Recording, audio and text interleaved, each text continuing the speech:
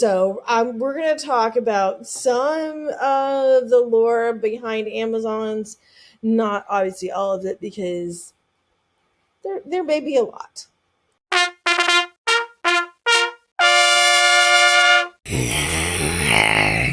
No. I will also say, I am not going to lie. I really thought that Amazons came from the Amazon in South America, like for the longest time. The jungle? Yeah, like longer than I should have. So, where did they come from? Were they real? Probably not, but maybe seems to be the general consensus. So, thank you, world, for being very, very clear on that. I mean, and to be fair, there are legends of tribes of warrior women throughout the world, but the named Amazons mainly come from the ancient Greeks, who were just obsessed.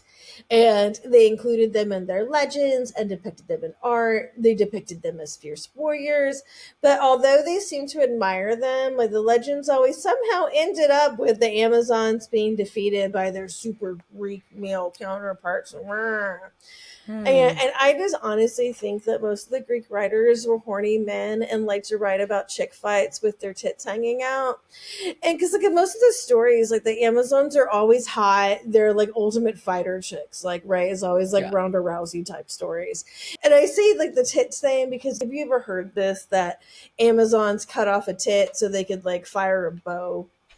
Who thought that up? A man. No woman was just like, you know what I'm going to do? Like, slop this. I'm just going to go like cut off my boob. It likely originated though, like in about like 500 BC, when the Greek historian Hellenicus like was trying to come up with where Greeks had the word Amazon. So there is like the Greek word for breast, like is like mazon or something, and then like a is like without. So he's like, oh, clearly, like, these chicks don't have a boob. Like, is what they're doing. Right. And so, like, obviously what there is. And so I'm going to hopefully be able to share this so Diana can see this picture of that I'm just calling ouch my titty. And let's ouch my titty. So I'm going to share screen, and there we go. Ow, my titty. Yeah, so this is A Wounded Amazon by Franz von Stuck from 1903. I won't put this on Insta, obviously, but yeah, pretty much is like a woman warrior, like holding a shield and like just really squeezing her tit. It looks like it's bleeding. Her tit's bleeding. It's like underneath it, like why y'all are they're just obsessed with boobs is all this comes down to. It's also been said that Amazons are a tribe of man-hating, domineering women who enslaved and mutilated, killed, or rejected baby boys. That is also something that sounds like a bunch of dudes would write. A lot of poets referred to them as, man lovers, which sounds weird, but I mean that means they were fucking dudes, right? They liked men. They were they weren't all like on the Isle of Lesbos. The notion of this likely originated just from the actual oppression of women by Greek men. To say like that it was a very challenging time to be female, you had a significant chance of just being abandoned, which I guess like at least they didn't kill you, but they would just be like, I don't want this baby, it's a girl, and I'm gonna put her on a rock, and maybe like a bear family will come like get her, and she can be like raised by these bears. Like, your life prospects as a female, obviously, a lot of those are going to depend on social class and your birthplace, but still not going to be great. If you were a Spartan, then you can get some trainings and academics and combat, but they were just like all about that gym life. That was just kind of like Sparta, like just what they did, right? They were just like, we're all going to work out together. Yeah. But you're still not going to have any rights. You're just going to be, but you'll at least like be hot. Buns will be tight. You'll have tight glutes, which are very important to the Greeks. They cared a lot about butts. We know that. In Athens, like formal education, if you're a chick, no. That was only for upperclassmen. If you were a girl, basically, you were going to get taught, like, do other domestic shit. If you're upper class, you would get to learn how to, like, manage your household. You matured at 14, And that's when you got to get married to whoever your dad or what other male guardian picked for you to marry. And those were generally going to be about 20 to 30 years older than you. And probably they also have a bunch of other people they're fucking besides you. As an ideal, the Athenian woman, she did not interact with men in public. No one's supposed to know your name if you're like a citizen wife, right? This was mainly though for the wealthy people, because obviously if you're not rich, you got to work. So work is going to generally involve you talking to people. Usually. Yeah. And also priestesses were exempt from that role. And though they also played a pretty important role in Athenian society, particularly in the cult of Athena Polias, or Athena. So the city's cult. Right. So you could be like her priest, and then you could do that and you can kind of wield some power that way. But those are going to be your part of legit society. That's kind of like your only options. Literary evidence even suggests that Athenians, their houses had separate quarters for men and women. So, you and your husband didn't even live on the same floor. Women couldn't enter into any kind of legal contracts or anything that was more than a certain amount of like barley, right? And you were limited to, or most of your occupations are going to be things like you could be a weaver, you could be a potter, you can make, you could do like, you can make a net. Exciting things.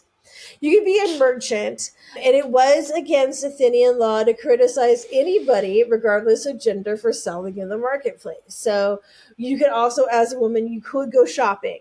That was allowed. Okay. So you can go to the marketplace to buy goods. But normally, if you're wealthy, you would send the people that you owned to do that for you. But obviously, if you're poor, you had to do that by yourself. Or your other option, as one of the oldest professions in the world, you could do sex work. That was legal, but it was kind of frowned upon. Like it was kind of had a bad reputation, and it was taxed. You could be either a porni, which porn, or a hetari, which is like the high class version of that. So if you're a porni, you charge for that, and the other ones basically are like, oh, we only get gifts, so it's not the same. But sure. But those women, like, you could have the power to choose your own clients, and you could become famous and all sorts of things. You could be hired as, you could be a dancing girl. So kind of just like dancers of today, that's been around forever. But then the chances of sexual assault were pretty high at these things. Okay, I could see that. And remembering that you have no legal rights, you only have your male guardian to stand up for you, and nobody is guarding the guardian, right? Yeah, and there's also this idea that Amazons gave up motherhood to become warriors, and which is just, how would you make more Amazons? Well, this episode shows us that. Yeah, so there is that rumor and the idea that like they would go out and like find a tribe of men, and then they would be like, we're gonna take them, we're gonna fuck you, and then we're just gonna kill you and like take your seeds. Well, I'll be pregnant then. And then like they would send the male children away, but no, that's stupid. Okay, so one thing to know is on where the Amazon's real question is that in the Greek legends, they were always talked about in the past, right?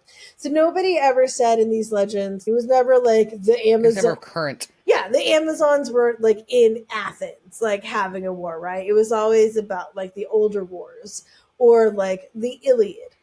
So I'm going to summarize the main legends about the Amazon queens, because like I said, there's a lot of stuff. So this is all of the Amazon legends in a paragraph. Hercules gets told to get one of the Amazons, Hippolyte's belts, which had been a gift from her father, Ares, the god of war. She was like, whatever, I don't even like that thing. But then one of the Hercules boys like sees the queen's sister and decides that he's entitled to whatever he wants. So he and Hercules fuck off back to Athens with the belt and the sister. Then the Amazons come to fight. They all get defeated. And except that when Achilles like is fighting, he sees like one of the Amazons, she's a hot queen, Penthesilea. They're all queens. He gets a boner, but he kills her anyways. Then he fucks her corpse. In some versions, that doesn't happen. He doesn't fuck her corpse. He just is very in love with her. But anyways, necrophilia makes the story more interesting. So that's all the Amazon legends in a paragraph. Oh. There are many, many, many books and things about that, so go look them up. So back to were they real? So it is more likely they were based off of some version of women warriors. There are archaeological findings of 5th century BC graves that indicate that the Greek myths of Amazons may have been inspired by real life equestrian nomads from Eurasia, which sounds a lot like Uranus. I don't know why, but it does.